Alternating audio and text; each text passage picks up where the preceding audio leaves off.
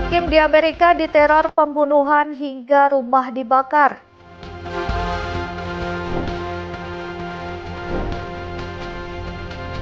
Laptop raksasa di ajang Paris Fashion Week 2025 betot perhatian.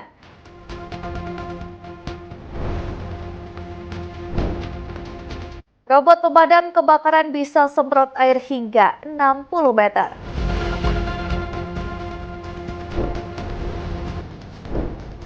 Halo pemirsa, selamat datang di Mata Dunia, program yang mengupas berita dan peristiwa global dari berbagai belahan dunia. Saya Jentera akan menemani Anda berikut berita selengkapnya.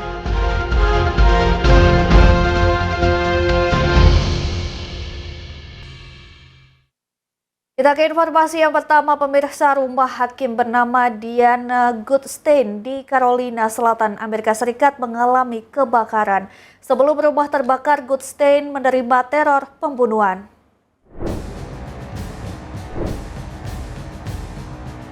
Inilah penampakan kebakaran besar yang melanda rumah milik seorang hakim, Diana Goodstein, di Carolina Selatan, Amerika Serikat akhir pekan lalu. Dalam rekaman yang beredar di media sosial, tampak api menyala-nyala dan asap hitam membumbung ke langit. You can hear this thing burning.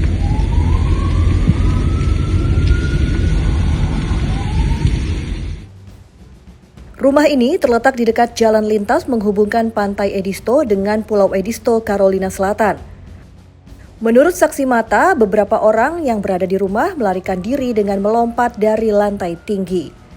Dikutip dari New York Times, Rabu 8 Oktober 2025, Kepala Divisi Penegakan Hukum Carolina Selatan Mark Hill mengatakan penyebab kebakaran masih dalam penyelidikan. Apakah ada unsur kesengajaan atau tidak? Sebelum rumahnya terbakar, Goodstein menerima teror pembunuhan. Sejak kebakaran menghanguskan rumah, spekulasi motif politik menyebar di dunia maya. Diketahui, Goodstein merupakan hakim pengadilan wilayah yang ditunjuk Partai Demokrat. Dia juga pernah memutuskan Carolina Selatan tak bisa memberi basis data pemilih negara bagian ini ke Kementerian Kehakiman pada September lalu. Goodstein mengabulkan gugatan salah satu pemilih ditujukan untuk Carolina Selatan. Dia menggugat dengan alasan merilis informasi pribadi yang sensitif akan melanggar hukum dan hak konstitusionalnya. Beberapa pihak menduga penyebab kebakaran karena ledakan. Namun, Hill mengatakan para penyelidik tak menemukan bukti mendukung ada ledakan sebelum kebakaran. Sementara itu, pengadilan di Carolina Selatan belum memberi komentar mengenai insiden yang menimpa salah satu hakimnya. Kebakaran rumah Goodstein terjadi pada Oktober 2025. Imbas kebakaran, 3 orang mengalami luka-luka dan dirawat di rumah sakit. Goodstein membeli rumah tersebut pada tahun 2019, kemudian pada 2023, akta kepemilikan dialihkan ke dirinya dan istri.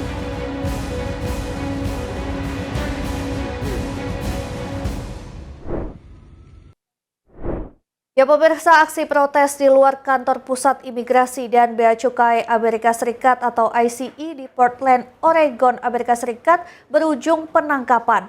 Suasana tegang mewarnai unjuk rasa. Puluhan demonstran protes di luar kantor Pusat Imigrasi dan Bea Cukai Amerika Serikat atau ICE di Portland, Oregon pada Minggu 5 Oktober 2025. Unjuk rasa diwarnai bentrok dengan penegak hukum usai massa menolak membubarkan diri. Aksi ini berujung penangkapan. Seorang hakim federal mengambil langkah tegas mencegah Gedung Putih mengirim 300 pasukan Garda Nasional dari luar negara bagian ke Portland, Oregon. Aksi protes berkelanjutan di jalan-jalan kota. Sebelumnya, Presiden Amerika Serikat Donald Trump menyatakan kota Chicago sebagai zona perang dan mengirimkan 300 personel Garda Nasional. Pemirsa, seorang pria Singapura berusia 66 tahun membunuh tetangganya, ibu 2 anak warga Vietnam di perumahan Yishun. Akar masalah diduga karena keluhan kebisingan. Pelaku terancam hukuman mati. Ini dia Ko Ah Hwee, seorang pria Singapura berusia 66 tahun, diduga membunuh seorang perempuan asal Vietnam di perumahan Yishun. Pembunuhan diduga dilatar belakangi masalah kebisingan. Dikutip dari Channel News Asia, Rabu 8 Oktober 2025, polisi membawa Koh Ah Wei ke lokasi pembunuhan pada Senin 6 Oktober 2025. Ia dibawa ke lantai 5 dan 6, Blok 323 Yishun Central dengan pengawalan ketat. Penyelidikan di lokasi kejadian sekitar 1,5 jam. Koh didakwa membunuh Nguyen Phuong Tra, ibu 2 anak berusia 30 tahun, dengan cara menusuk bagian dada menggunakan pisau pada 24 September 2025. Suami Tra berusia 33 tahun mengalami luka serius, diduga berusaha menghentikan aksi Koh. Para korban dibawa ke rumah sakit Koh Tek Puat. Tra meninggal dunia di rumah sakit. Kasus ini mulai disidangkan pada 9 Oktober 2025. Jika terbukti bersalah atas pembunuhan, Koh terancam hukuman mati.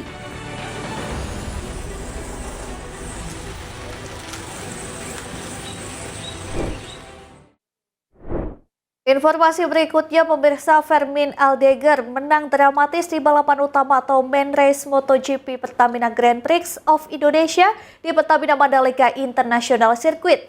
Ini menjadi catatan kemenangan bagi Fermin Aldegar sekaligus pemenang termuda kedua di MotoGP.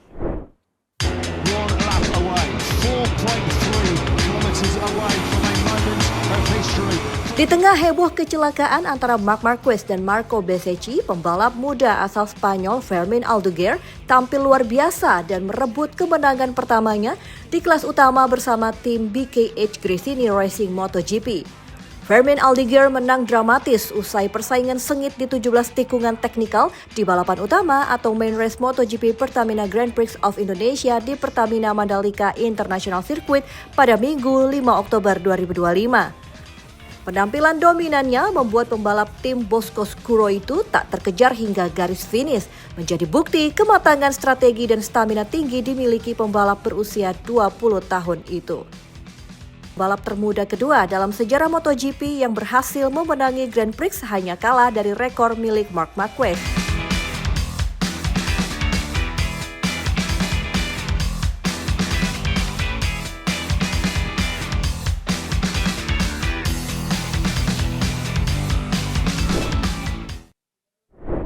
Ya pemirsa, jangan kemana-mana, kami akan kembali usai jeda, tetap saksikan Mata Dunia.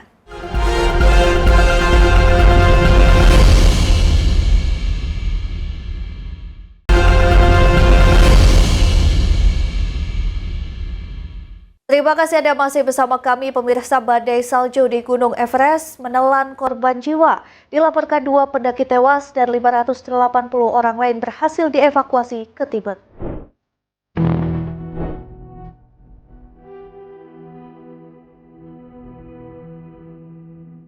Ratusan pendaki terjebak badai salju di lereng Gunung Everest. Pada Selasa 7 Oktober 2025, media pemerintah Cina CCTV melaporkan 580 pendaki yang terjebak badai salju di lereng Gunung Everest berhasil dievakuasi ke Tibet.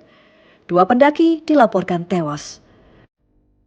Para pendaki sebelumnya terdampar di ketinggian lebih dari 4.900 meter usai hujan salju lebat menumpuk di jalur pendakian Lembah Karma di lereng timur Gunung Everest dimulai Sabtu 4 Oktober 2025.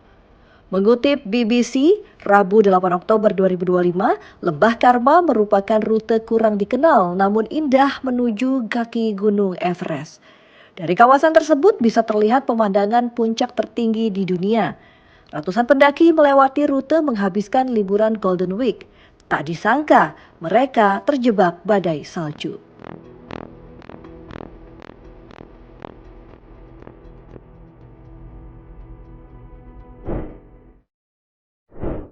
Ya pemirsa, laptop raksasa tampil di Paris Fashion Week 2025 menjadi media menonton bareng fashion show.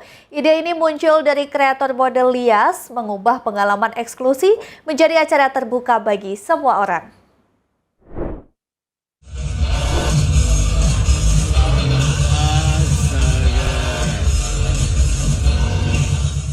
Paris Fashion Week 2025 tidak hanya diramaikan rancangan busana dari desainer ternama dunia. Namun ada kehadiran sebuah laptop raksasa menjadi tempat nobar atau nonton bareng fashion show. Proyek ini diprakarsai kreator mode Lias melalui acara bernama La Watch Party, menayangkan runway secara langsung di layar besar yang bisa disaksikan oleh publik. Awal mula ide muncul saat Lyas tidak mendapat undangan ke acara debut Dior Jonathan Anderson. Ia memutuskan menonton dari sebuah bar di Paris dan memproyeksikan di layar raksasa agar semua orang bisa ikut menyaksikan momen tersebut.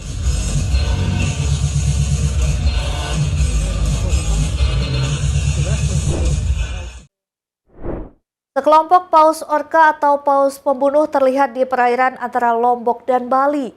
Kemunculan mamalia laut langka ini memicu antusiasme warga dan wisatawan. Woi, ini ya, ini bawa kapalnya. Wih, besar kali ya. Orca. Paus ada. Ya. Ada sekelompok paus orca atau paus pembunuh di perairan antara Lombok dan Bali. Dilihat dari video yang diunggah oleh @deloye menampilkan sejumlah paus orca berenang dekat permukaan air. Pemandangan ini menjadi daya tarik bagi nelayan dan wisatawan yang berada di sekitar lokasi. Orca. Paus ada. Ya.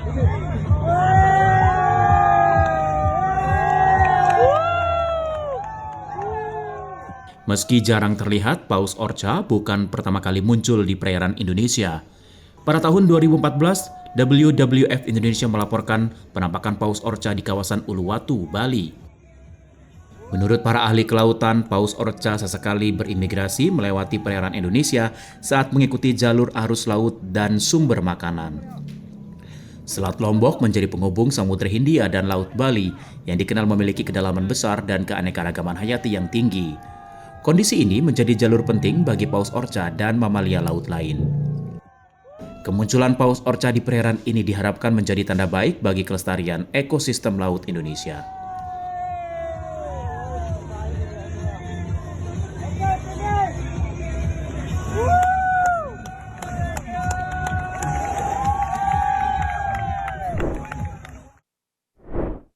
Informasi selanjutnya, pemirsa, pembangunan pariwisata berkelanjutan menjadi perhatian global. Ibu kota Finlandia, Helsinki, sebagai kota wisata paling berkelanjutan di dunia untuk 2 tahun berturut-turut. Kota ini menjaga komitmen pariwisata hijau. Helsinki kembali meraih predikat sebagai kota wisata paling berkelanjutan di dunia untuk tahun kedua berturut-turut. Ibu kota Finlandia ini dipuji karena komitmen menjaga lingkungan, menyediakan transportasi ramah iklim, serta mendorong pengembangan pariwisata hijau dan menguntungkan masyarakat lokal. Sustainability Index menilai lebih dari 100 kota di dunia berdasarkan 70 indikator. Penilaian dilakukan dalam 4 kategori utama, yaitu pengelolaan destinasi, rantai pasokan, keberlanjutan sosial, dan kinerja lingkungan. Helsinki dianggap mampu menetapkan standar baru dengan strategi berkelanjutan yang inovatif dan progresif. Keberhasilan Helsinki tak lepas dari berbagai proyek jangka panjang, fokus pada keseimbangan antara pariwisata dan lingkungan. Mulai dari pengukuran jejak karbon, penyusunan peta jalan iklim, hingga dukungan kepada pelaku usaha bertransformasi menjadi ramah lingkungan. Strategi ini juga mempertimbangkan kesejahteraan masyarakat setempat. Sebagian besar pelaku usaha peristiwa di Helsinki mengantongi sertifikasi lingkungan.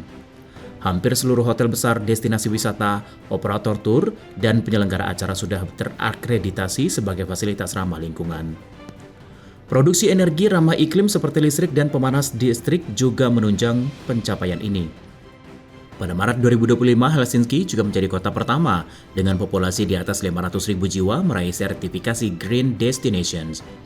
Hal ini menegaskan bahwa kota tersebut tidak sekedar memasarkan diri sebagai destinasi hijau, namun juga membuktikan melalui data dan transparansi.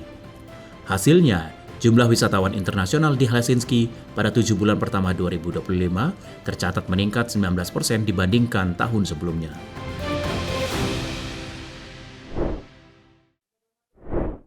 Ya, informasi berita lainnya akan kami sajikan usai jeda berikut ini. Tetaplah bersama kami.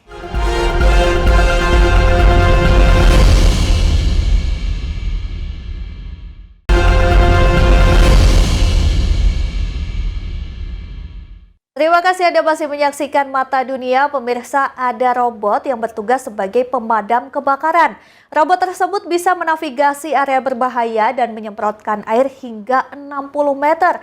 Robot ini bisa mengurangi resiko keselamatan manusia menangani kebakaran.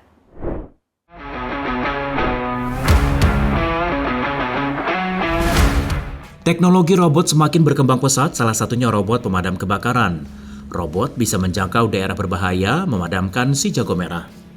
Melansir Unitree, Rabu 8 Oktober 2025, Unitree menghadirkan robot pemadam modular, menavigasi area berbahaya dan bisa menyemprotkan air hingga 60 meter. Jangkauan lemparan meriam air mulai 5 hingga 85 derajat sudut kompensasi badan dan laju aliran air 40 liter per detik. Robot memiliki kemampuan menaiki tangga sehingga bisa menjangkau kebakaran gedung tinggi. Selain itu, robot pemadam kebakaran memiliki bentuk seperti anjing, bisa terus beroperasi di lingkungan bersuhu tinggi tanpa terpengaruh panas sehingga meningkatkan efisiensi pemadam api. Kehadiran robot ini diharapkan bisa mengurangi resiko keselamatan manusia menangani kebakaran.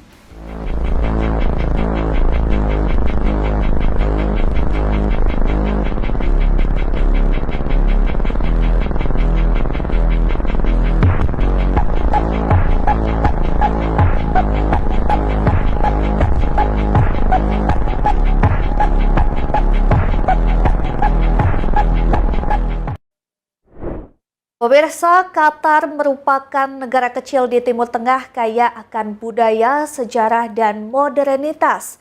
Qatar menyajikan pengalaman unik bagi setiap pengunjung yang datang. Seperti apa keindahan negara Qatar? Berikut tayangannya untuk Anda.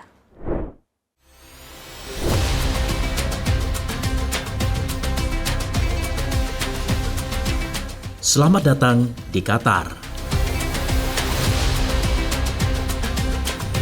Doha merupakan ibu kota Qatar yang dinamis dan menawan. Kota ini memadukan gedung pencakar langit modern dengan kawasan tradisional seperti Souq Waqif. Pasar menawarkan makanan, kerajinan, dan pengalaman budaya lokal. Tak hanya sebagai pusat ekonomi, Doha juga menjadi pusat pendidikan dan budaya dengan museum, universitas internasional, dan berbagai event internasional. Di sini, pengunjung bisa berjalan di tepi Corniche Doha sambil menikmati pemandangan laut atau menjelajahi Souq Waqif untuk merasakan kehidupan lokal. Dari hiruk-pikuk kota, kita akan menuju tempat menenangkan jiwa, yaitu masjid terbesar di Qatar. Inilah Masjid Imam Muhammad bin Abdul Wahab, merupakan masjid terbesar di Qatar. Masjid ini mampu menampung lebih dari 30.000 jamaah dan menjadi simbol keagungan Islam di negara ini. Arsitektur megah memadukan kubah besar, menara tinggi, dan kaligrafi indah sehingga menciptakan suasana damai dan menenangkan. Masjid ini juga dilengkapi dengan perpustakaan, ruang edukasi Al-Quran, dan area sholat terpisah untuk wanita. Menariknya, pengunjung non-muslim diperbolehkan masuk dengan aturan berpakaian sopan, sehingga mereka bisa merasakan keindahan arsitektur dan suasana spiritual. Setelah pengalaman spiritual ini, kita akan mengenal kawasan penuh warna dan romantik yang dijuluki Venesianya Qatar.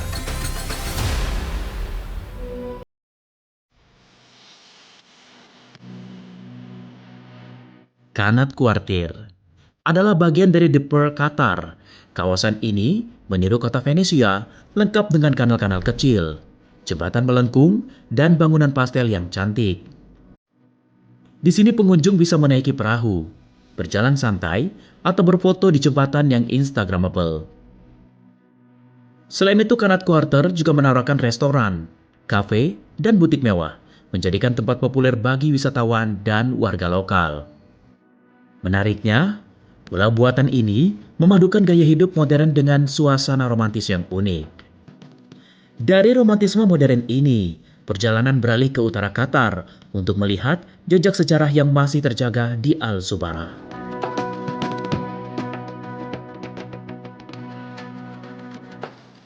Al-Zubarah Fort adalah benteng bersejarah di situs UNESCO. Dibangun pada tahun 1938, berfungsi sebagai pos penjagaan pantai.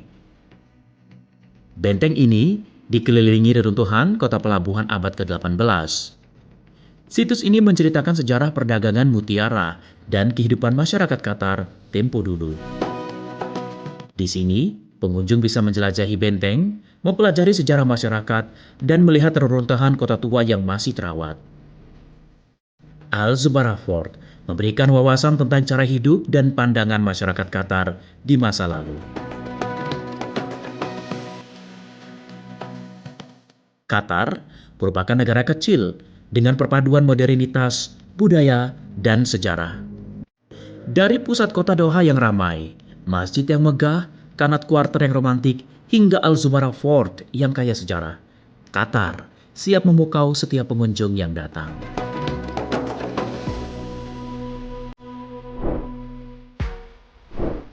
Pemirsa, demikian Mata Dunia kali ini. Terus saksikan berita Nasional TV. Saya Ajeng Tiara beserta kru yang bertugas pamit undur diri. Terima kasih dan sampai jumpa.